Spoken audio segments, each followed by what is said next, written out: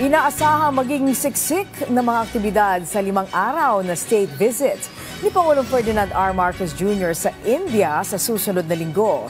Sa katunayan, ilang kasunduan sa pagitan ng dalawang bansa ang inaasahang mapagtitibay sa biyahe ng Pangulo. Si Kenneth Pasyente sa Sentro ng Balita Live. Yes, Angelique, kasado na ang inaasahang pagbisita ni Pangulong Ferdinand R. Marcos Jr. sa India sa susunod na linggo. Ayon sa Department of Foreign Affairs, naging posible ang pagtungo roon ng Pangulo sa paanyaya ni Prime Minister Narendra Modi na tatagal mula August 4 hanggang August 8.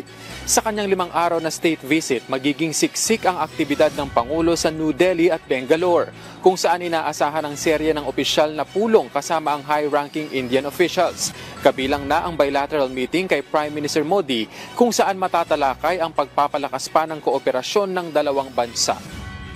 In New Delhi, the President will call on the President of India, Her Excellency President Murmu, have a bilateral meeting with the Prime Minister of India, the Honorable His Excellency Narendra Modi, and he will meet with the President of the Bharatiya Janata Party, BJP, and Chair and Minister of Health and Family Welfare, Jagat Prakash Nadda.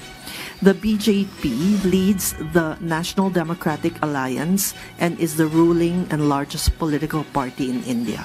In his bilateral meeting with PM Modi, the two leaders will discuss closer cooperation in economic, defense and security, political cooperation, trade, investment and economic cooperation, and how to further invigorate people-to-people exchanges.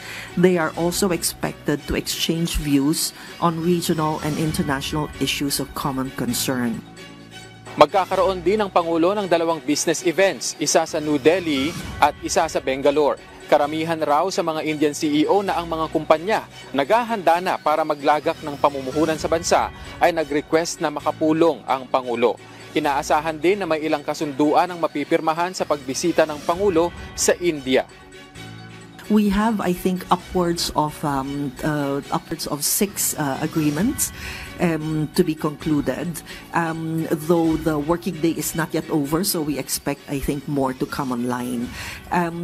These agreements would cover.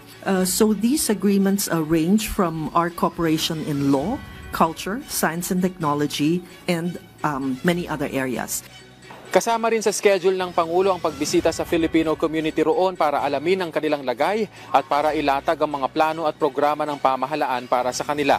Sa tala ng DFA, nasa 1,356 Filipinos ang naninirahan sa India na karamihan ay kasal sa Indian nationals at mga working professional. Angelique, matapos nga yung 18 taon, ito na yung muling pagtungtong ng isang Philippine leader sa India.